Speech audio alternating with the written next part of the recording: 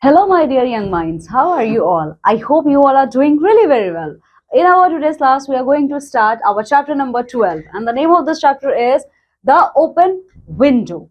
See, the open window, this chapter is totally dedicated to the imaginative power of human beings. Okay, how imaginative, how creative a human mind can be. Okay, so this chapter is based on a imagination. Okay, now come with me and let's read the chapter. Be ready. The short story, The Open Window, makes the suggestion that social facets can hide truths and that imagination can distort reality. Actually, this is a very short story named as The Open Window. Okay, this story totally tells us about that how your imagination, how the norms made by our society can hide the truth from human beings. Okay, the irony of the story emphasizes how unpredictable life is. And even, my dear student, this is very important line. This chapter is going to tell you that how unpredictable human life is. Nobody knows what is going to be happen with you, with me, or with anybody in the next few seconds. Nobody knows. But that's why our human life is very unpredictable. The story serves as a reminder of the complexities of human nature and societal construct. See, this society also tells us the tension arises between the imagination of one person's mind with the societal norms prepared by the societies. How there's a clash between these two. This chapter is also going to tell you these things. This underscores how easily people can be influenced and swayed by imaginative storytelling. This chapter is also going to clear your concept that yes, human beings can be influenced very quickly. Okay, very quickly. Even their mind, okay, their mind, which is once a very calm, very intelligent, now acting as an imaginative thing. Okay, so all those things you are going to see in this chapter. Now come with me and let's understand the chapter. My aunt will be down presently.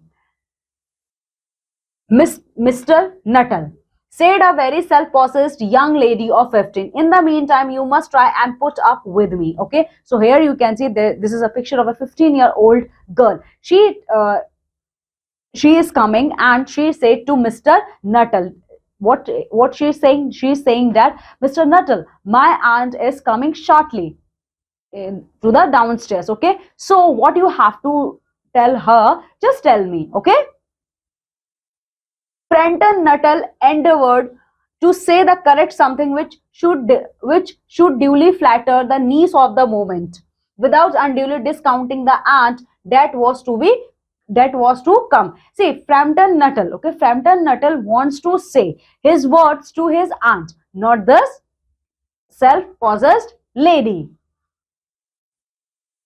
Privately, he doubted more than ever whether this formal visits or the succession of total strangers would do much towards helping the nerve cure which he was supposed to be undergoing. So privately he doubted more than ever whether this formal visits on a succession of total strangers would do much towards helping the nerve cure which he was supposed to be undergoing. See, first of all, Mr. Nuttall, okay, and his name is Mr. Frampton Nuttall. So first of all, Frampton Nuttall privately doubted. He privately doubted that my visit to this house, is it right? Okay, I know how it will be, his sister had said when he was preparing to migrate to this rural retreat. You will bury yourself down there and not speak to a living soul, and your nerves will be worse than ever from mopping. I shall just give you letters of introduction to all the people I know there. Some of them, as far as I can remember, were quite nice. Okay, now Mr. Nuttall is saying that I know how it will, I know how it is going to be worked. Okay, Brenton Nuttall is saying that his sister, when she was alive, she said that she is preparing to bury herself in the rural areas. Okay, and she is not going to speak with anybody who is present in the city area. Frampton wondered whether Mrs. Sapleton, the lady to whom he was presenting one of the letters of introduction, came into the nice division. Okay, so Frampton Nuttall is talking about Mrs. Sapleton's sister because Mrs. Sapleton's sister said to Mrs. Sapleton that she was going to preparing herself to be buried inside the soil of village because she doesn't know anything.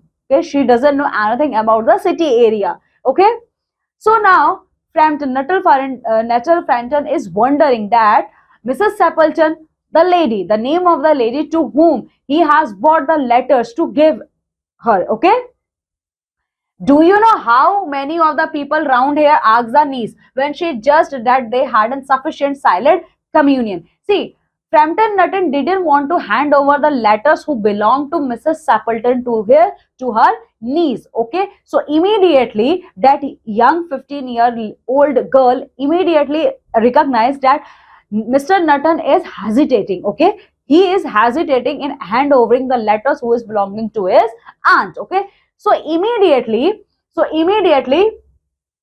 she asked. Okay, so immediately Mrs. Sapleton niece asked, Mr. Fenton, can you please tell me how many people do you know who is living in our surrounding areas? Hardly a soul, said Frampton. My sister was staying here at the rectory, some 4 years ago, and she gave me letters of introduction to some of the people here. So Mr. Frampton said, hardly I know anyone here. Or I only know this fact that my sister used to live here and she handed over this letter to me that I should hand over this letter to Mrs. Sapleton.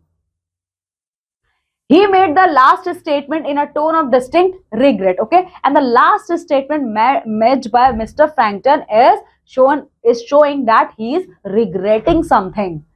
Then practically nothing about my aunt, persuaded the self-possessed young lady. So immediately the niece of Mrs. Sapleton said, sorry to say, Mr.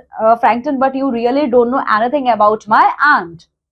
Only her name and address, admitted the caller. He was wondering whether Mrs. Sapleton was in the married or widowed state. Okay, an undefinable something about the room seemed to suggest masculine habitation. Okay, now see, so Mr. Frampton admitted to her niece that yes, I really don't know anything about Mrs. Sapleton. Only I know her name and her address. That's why I came here to hand over the letter of introduction to her. Okay, so even Mr. Frampton didn't know that Mrs. Sapleton is married or widowed. Okay, he doesn't know anything about the state of Mrs. Sapleton. Okay. Her great tragedy happened just 3 years ago, said the child. That would be since your sister's time. So now niece started saying that the tragedy struck. Okay, the tragedy destroyed completely the life of my aunt, Mrs. Sapleton. Okay, 3 years ago, and at that time your sister was also used to live here. Her tragedy? Asked Frampton. Somehow in this restful country, spot tragedies seemed out of place. So Mr. Frampton was astonished, surprised. He asked, tragedy? Any tragedy struck Mrs. Sapleton's life? How is this possible in such a huge country? You may wonder why we kept that window wide open on an October afternoon, said the niece, indicating a large French window that opened onto a lawn. Okay, so the niece of Mrs. Sapleton said, Mr. Frampton, you know why we are kept opening that window during the summer, during the October afternoon? Why? Do you know the reason behind it? It is quite warm for the time of the year, said Frampton, but has that window got anything to do with the tragedy? So Mr. Frampton said, I hope you are opening this window because it is quite a warm, because it is afternoon time and quite a warm time. That's why you are opening the window at that time. But can you please tell me, is there any link between this French opened window with the tragedy which struck or destroyed the life of Mrs. Sapleton? Out through that window 3 years ago to a day, her husband and her two young brothers went off for their day's shooting. So immediately the niece of Mrs. Sapleton started narrating the tragedy struck the life of Mrs. Sapleton, that you can see this window, out of this window before 3 years ago, okay, out of this window 3 years ago, the husband of Mrs. Sapleton and her two young brothers went out for their shooting activity. They never came back. But unfortunately, all three men never came back. In crossing the moor to their favorite spine shooting ground, they were all three engulfed in a treacherous piece of bog. It had been that dreadful wet summer, and places that were safe. So here the niece of Mrs. Appleton is saying the all three persons didn't return back because they were stuck. Okay, because they were stuck in their favorite shooting spot. Okay, that day was a very dreadful day in the life of Mrs. Sappleton. That was a dreadful part of it. Hence, the child voice lost its self-possessed note and become falteringly human. Okay. So after stating this tragedy struck his aunt, Mrs. Sappleton, life, that the niece voice is down. He was behaving like that at any point of the moment she is going to cry. Okay. Poor aunt always thinks that they will come back someday. They and the little brown spaniel that was lost with them and walked in at that window just as they used to do. So after that day, my aunt daily waits at the entrance of this window, and she thought that anybody, okay, any day, maybe her husband and her two brothers along with Spaniel. Now, what is the meaning of a spaniel? Spaniel means the name of a dog, okay? The breed of a dog. They will come back through this window. That's why we are opening this window every October afternoon. That is why the window is kept open every evening till it is quite dusk. Poor dear aunt, she has often told me how they went out, her husband, with his white waterproof coat over her arm, and the Ronnie, her youngest brother, singing, Bertie, why do you bound? As he always did to tease her, because she said it to got on her nerves. Okay, so the niece of Mrs. Sappleton started narrating the whole incident in the front of Mr. Frankton. Okay, she's saying that her husband is teasing her while keeping his waterproof coat on his arm, and his youngest brother named as Ronnie, he is also teasing his sister. He is saying that, Barty, why you are worrying? Okay, do you know, sometimes on a still quiet evening like this, I almost get a creepy feeling that they will all walk in through that window. So, after narrating this story of Mrs. Sappleton's tragedy, the niece of Mrs. Sappleton asked to Mr. Frankton that, Mr. Frankton, sometime when I was sitting in front of this huge open window, I felt little creepy that maybe at any moment they will come back. Okay? She broke off with a little shudder. It was a relief to Frampton when the aunt bustled into the room with a will of apologies for being late in making her appearance. Okay, so immediately she halted. Okay, immediately she broke her engagement of talk with Mr. Frampton, because at that time Mrs. Sappleton is coming downstairs. I hope Vera has been amusing you, she said. So Mrs. Appleton said, I hope, Mr. Frampton, that my niece Vera is entertaining you. She has been very interesting, said Frampton. So Mr. Frampton said, yes, Mrs. Appleton, your niece is very interesting. So here you can see this is a tragedy struck Mrs. Appleton life. I hope you don't mind the open window, said Mrs. Sappleton briskly. Okay, so Mrs. Sappleton said, I hope Mr. Frankton, you didn't mind that I'm just opened this window. My husband and brothers will be home directly from shooting, and they always come in this way. I opened this window because my husband and my two brothers will come after finishing their shooting. They have been out for snipe in the marshes today, so they will make a fine mess over my poor carpets. So, like you menfolk, isn't it? Okay, and when they came back, they are going to destroy my carpets. Okay, in this way, you men always destroy the cleanliness of the room. She rattled on cheerfully about the shooting and the scarcity of the birds and the prospect for duck in the winter. Mrs. Sappleton is saying all this thing in a very amusing tone, okay? Because this is totally based on her imagination. To Frampton, it was all purely horrible. But on the other hand side, the condition of Mr. Frampton is opposite, because he was at that moment she is feeling very horrified, okay? He made a desperate but only partially successful effort to turn the talk onto a less ghastly topic. He was conscious that his hostess was giving him only a fragment of her attention, and her eyes were constantly straying past him to the open window and the lawn beyond. Okay, and Mr. Frampton can easily notice that Mrs. Sapleton, Mrs. Sapleton is less interested in talking with him, although her eyes are completely stuck on the entrance of the open window. It was certainly an unfortunate coincidence that he should have paid his visit on this tragic anniversary. Now, Mr. Frampton is constantly blaming his fate that why he visited this house, why he visited Mrs. Sapleton on this dreadful day, because today is the tragic anniversary day.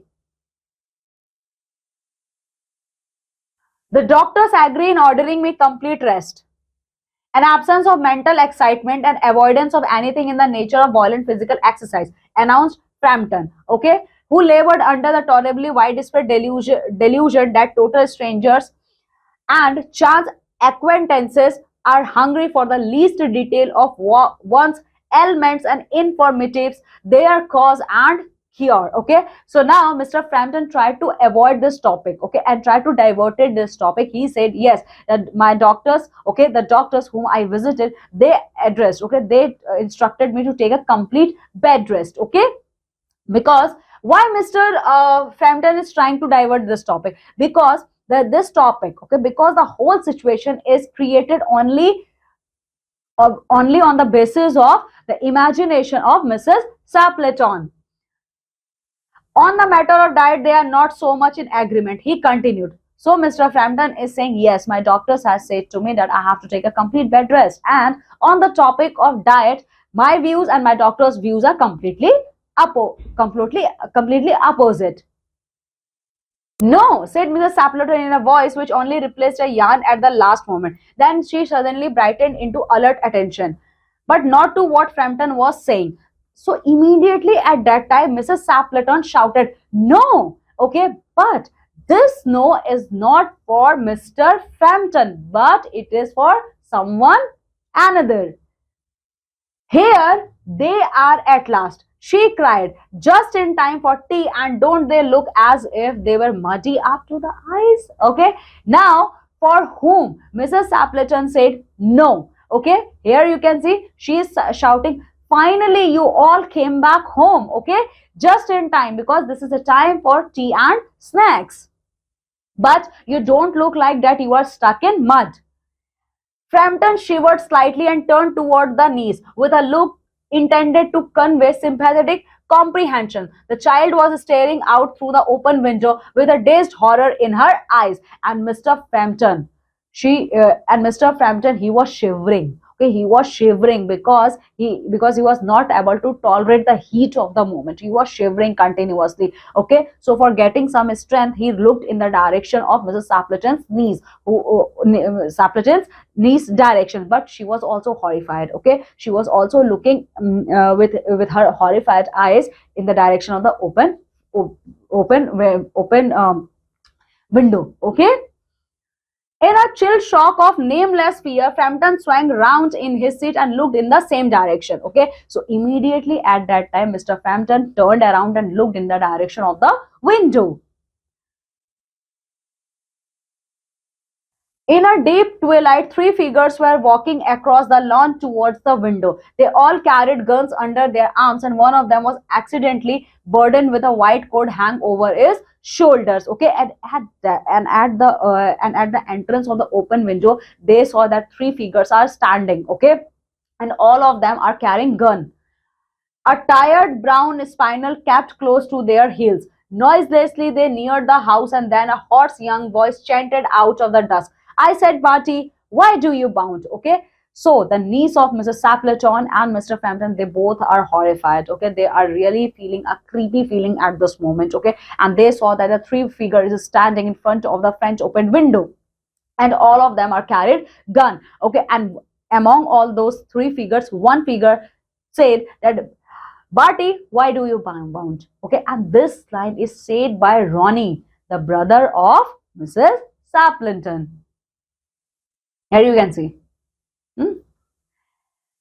Frampton grabbed Frampton grabbed wildly at his stick and had the hall door, the gravel drive, and the front gate were dimly noted stage in his headlong retreat. A cyclist coming along the road had to run into the hedge to avoid imminent collision. Okay, now see. Frampton, okay, Mr. Frampton immediately grabbed his hat and his stick because he was feeling horrified really at this moment. Okay, but he saw that a cyclist is coming and nearly is going to collide with the hedge. Okay, here we are, my dear, said the bearer of the white Macintosh coming in through the window. Fairly muddy, but most of it's dry. Who was that who bolted out as we came up? Okay. Okay. So when Mr. Frampton saw that a cyclist is also coming in this direction, was going to stuck with the window. Okay. Immediately Mr. Frampton got out from the place. Okay. Because he was feeling very horrified right now. Okay. He was feeling very scary. Okay. So the bearer of the white coat immediately asked to Mrs. Sapleton, "Okay, my dear, here right now we are standing in front of you, and you are talking about mud. Yes, we are stuck in the mud, but all those muds are dried up. But can you please tell me who was that gentleman who immediately went out when we came?" "A most extraordinary man, Mr. Nuttall," said Mrs. Sapleton, "could only talk about his illness and dashed off without a word of goodbye or apology when you arrived. One would think he had seen a ghost." Okay, so Mrs. Sapleton said, "Oh, no one. He was a Mr. Nuttall." Okay, continuously talking about his illness, what suggestions his doctor has given to him. Okay, and about his diet. Okay, and he even didn't bother to say goodbye or ask apology when you all arrived. Okay, maybe he was thinking that he has seen ghost. "I expect it was a spaniel," said the niece calmly. He he told me he had a horror of dogs. He was once haunted into a cemetery somewhere on the bank of the Gangas by a pack of pariah dog and had to spend the night in the newly dug grave with the creature snarling and grinning and foaming just above him, enough to make anyone lose their nerve. Okay, so immediately the niece of Mrs. Sapleton said, okay, he thought he saw a dog because he was very much scared of the dog, because when he was crossing some area, okay, wherever when he was once upon a time he was crossing an area, okay, he was so much horrified from the dog that he has to spend his rest of the night in a old cemetery in a freshly digged grave. From that day onward he was horrified with the dog. Romance at short notice was her specialty. Okay, so romance at short notice was her specialty. Okay, so this line is totally dedicated to Mrs. Sapleton. This whole chapter is written by H. Munro Saki. Okay, so my dear student, this is all in this chapter. You have seen, my dear student, the power of imagination. You can see the power of imagination, how imaginative a human mind can be. These three figures are only visible to the eye of Mr. Sapleton. Okay, Mr. Frampton and the niece of Sapleton can't see those figures. Okay, but Mrs. Sapleton is behaving like this. Yes, they all these three are standing in front of me, they are talking with me. Okay, so anyone can feel horrified, anyone can get a scary vibe from this type of imagination. But my dear student, you can see how imaginative our mind is, how creative our mind is. This chapter totally proved that the most powerful weapon of this world is nothing but a human mind. Okay, a human mind can make you a very good person, or human mind can completely destroy you. So here you can see the mind of Mrs. Sapleton completely destroyed her, because she was not able to bear the loss, the tragedy stuck in her life. She was not able to bear the pain of losing her husband and her three young brothers. Okay, now come with me and let's see the word meanings which we have seen in this chapter. Self-possessed. Now what is the meaning of self-possessed? Calm and confident in manner, composed. Whenever you are behaving like calm and composed, it means you are self-possessed. Discounting, underestimating, or not giving full consideration to something. Discounting means whenever you are not showing any interest towards particular anything. Engulfed, completely surrounded or covered by something, often in a destructive way. Engulfed means whenever you are surrounded within the danger. Treacherous means dangerous and unpredictable, often suggesting decide. Treacherous means dangerous situation. Informative, a state of being weak or ill over a long period of time. Informative means whenever you are feeling okay, whenever you are feeling ill for a longer duration of time. Habitation, the state of living in a certain place, a place of residence. Habitation means the area where you used to live for a longer period of time.